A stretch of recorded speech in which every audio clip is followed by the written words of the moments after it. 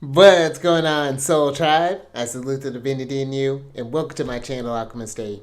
Justin here, and bringing another little nugget to add to the Soul Tribe archive.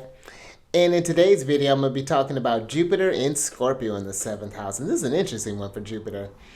So when you talk about Big Papa, the nature of Jupiter, like yes, whenever we talk about Jupiter, it's we abundance, good fortune. But I find that more than that, Jupiter is where we grow, where we expand, where we affirm, and in that growth, then yes, there is these abundance and riches and things, reputation that Jupiter can bring there. But Jupiter brings the optimism and enthusiasm that there is more to life and that it's to be explored through whatever theme or whatever house that Jupiter happens to be active in. So yeah, this is just some things to think about with Big Papa. And he's known in traditional astrology as the greater benefic. So we really do love Jupiter. And then you talk about Scorpio. They are ruled by Mars, and they are the fixed water sign, and they are receptive or yin in nature. And when you think about Scorpio, there is a power with them behind, considering that they have Mars as their traditional ruler.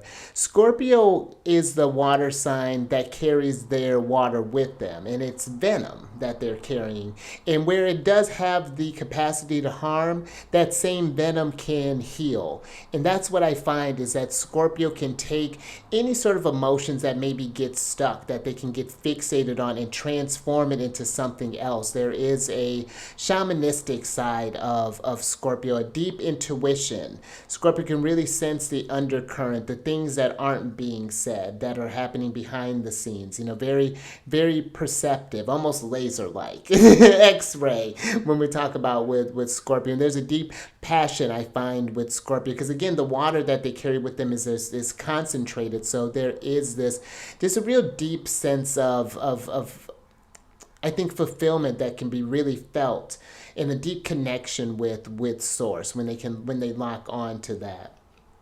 And then you talk about the 7th house. The 7th house is a pretty strong house, one of the angular houses. And this in traditional astrology was known as the setting house because you consider the ascendant is where things are rising. The descendant or the setting or would be the house that things are setting. So in some of the themes that this house covers is going to be about your marriages, your spouse. This can be about all sort of partnerships, whether this is in business, this could be between teacher and student, this could be therapist and patient, guru and disciple, things of that nature. Any sort of like one-on-one relationships is what the 7th house is going to cover. This could even cover topics of living abroad. And when we talk about even like the one-on-one relationships, that's not just dealing with the harmonious ones, that's even the ones that we may even consider enemies and things along those lines. That's going to be the some themes that may even come up in this house as well here. So, but a couple of things to think about when we're working with this placement. You'd have a Taurus rising by whole sign, and you're going to want to look to see where Mars is because Mars is going to be responsible for this house and your 11 or excuse me your 12th house. So you're going to want to pay attention there for that. And then also you're going to want to look to see to the houses that Jupiter rules, which Jupiter is going to rule your 8th house and is going to rule your 11th house. So that's your house of friendships and hopes and dreams. And the 8th house is like shared resources, shared energies, things along those nature. There's just some things to think about there. But one thing that I would say is that there would be, Jupiter can bring a lot of growth.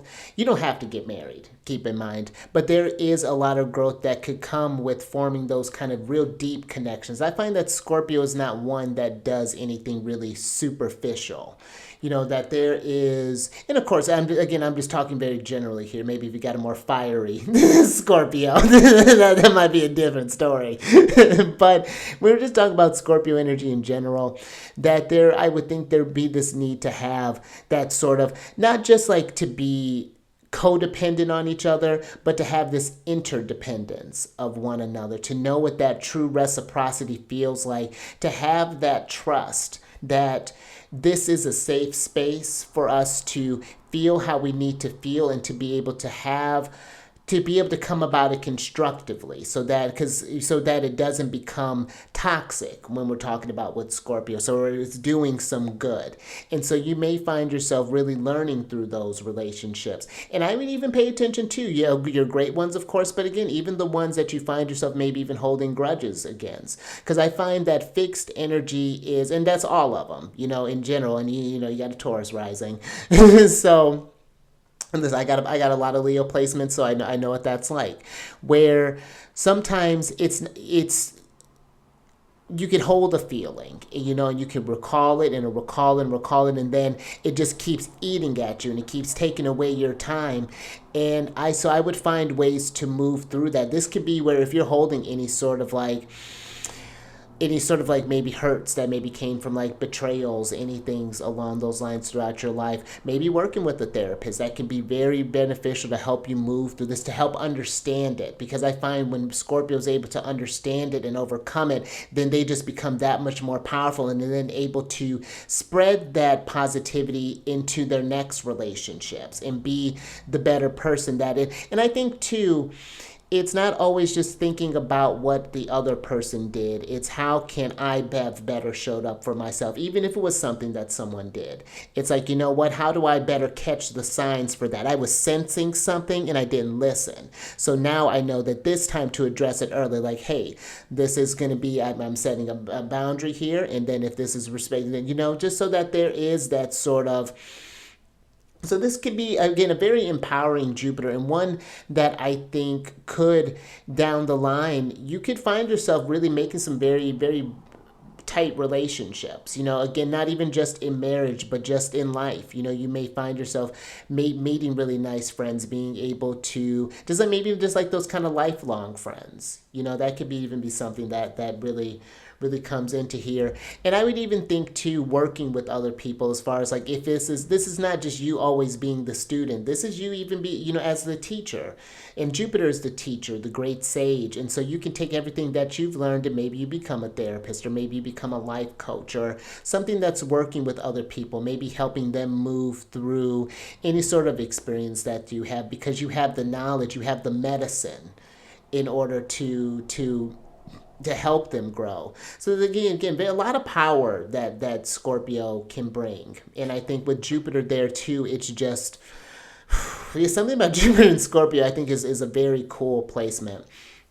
But, and you know what, one final thing that I would explore is maybe even living abroad, if that opportunity presents itself to you, learning something outside of yourself. And I would think even like visiting, just different cultures, and see how that broadens your horizon. What feelings do you come up there? Do you notice a certain feeling? Maybe you find yourself doing better in an area where you're not from. Maybe you were born in Indiana, and then and then moved to Washington, or moved to Australia, or whatever that might be looking like. But I would say at least you see if you can explore maybe some kind of overseas things, or just explore other cultures outside of yourself and see what that's looking like. But maybe you attract yourself a partner that's from outside from your background. So might be something to pay attention to. But those are just going to be, again, some general things. You need the rest of the chart to have a better picture of this.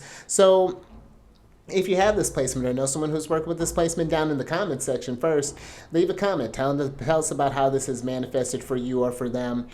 And also, if you want to work more personally with these placements, down in the description box is a link for how to get in touch with me. I discuss my services, get that all set up, form a relationship. And then if you want to follow the transits that are coming on during the week, I also do weekly videos on this one, so definitely check that out. And you can find all your other planetary placement videos. I got them in nice, neat little tabs for you.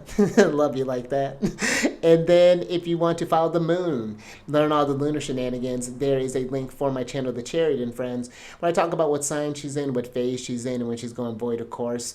It's a great old time. So, but I think that's all I got for you. So until next time, stay mindful out there. Keep raising that vibration through the roof. And I will catch you on the next one. Later.